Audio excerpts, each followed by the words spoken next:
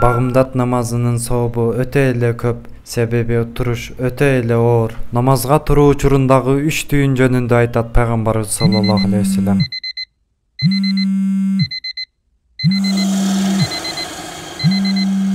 Өчөр ошону, өчөр өтө жагымсыз. Укта эми, уктачкана, уйкуңа кайт.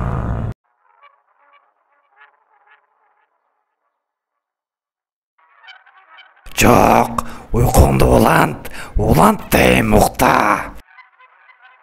Бисмилла.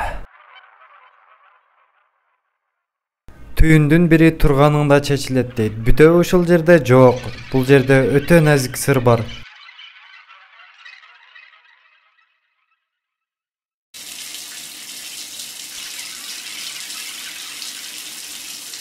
Төшөгүңө кайт, өтө муздак.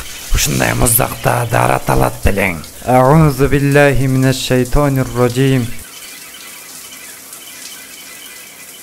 Экинчи түйүн качан чечилет? Даратта чечилет. Бүтөбү ушул менен? Жок, бүтпөйт. Демек шайтан андан кийин да үмүтүн үзбөйт.